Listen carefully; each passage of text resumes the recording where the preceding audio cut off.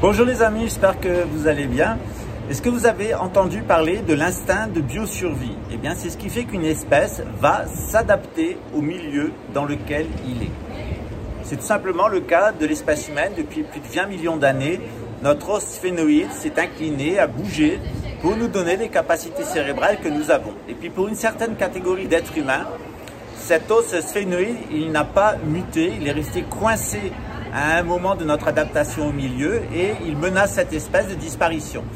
Et cette espèce, elle va avoir des réactions de biosurvie. La principale biosurvie chez les individus mâles, c'est l'inceste pédophile. Parce que dans l'inceste pédophile, ils ont la possibilité de répliquer leurs gènes et de les conserver. C'est pour ça que dans toutes les familles de l'élite, en particulier les Rothschild et les Rockefeller, vous avez les Astor, etc., vous les Windsor, vous avez de très très hauts niveaux de consanguinité et d'inceste pédophile.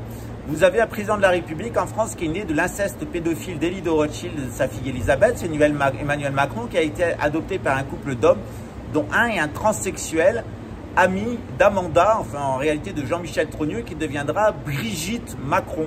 En réalité, il s'agit d'un homme transsexuel. Vous avez là un couple d'Amorites à la tête de la France, qui signe d'ailleurs la fin du gouvernement des Amorites. C'est la fin de la République. Il est très certainement le dernier président de la République française. Il y aura une 6e République, mais qui sera différente quant au rôle du président. Tout ça va s'effondrer.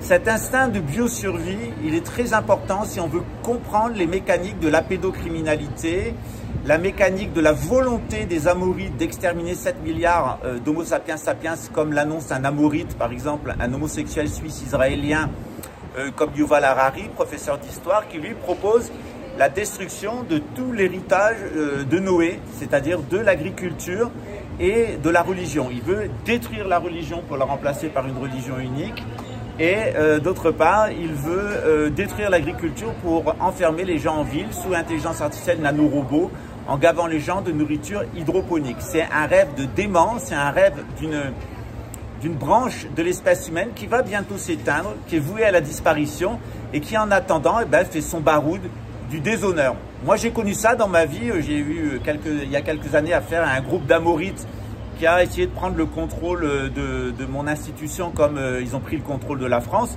La France n'a pas dit son dernier mot, mon institution n'a pas dit son dernier mot, mais en tout cas de toute façon on va vers la mort génétique. D'ailleurs, le personnage en question, son fils s'était stérilisé, ce qui était certainement la meilleure réaction. C'est parce que c'est une famille de criminels qui est sur toute la planète, c'est d'exterminer ces personnes-là. Le mieux, c'est de les rendre conscientes et de leur faire comprendre que, eh bien, il vaut mieux qu'elles se stérilisent, qu'elles s'opèrent, qu'elles deviennent des transsexuels, parce qu'on n'est plus maintenant dans la phase de l'humanité où on pouvait essayer de les faire rattraper le schéma général de l'adaptation de notre espèce à notre milieu. Ils ne sont plus adaptés, ils sont une menace pour l'environnement, ils sont même devenus une menace pour la survie de l'humanité. Et d'ici quelques années, ils vont entièrement disparaître. Pour l'instant, c'est le baroud du déshonneur. À bientôt, ciao.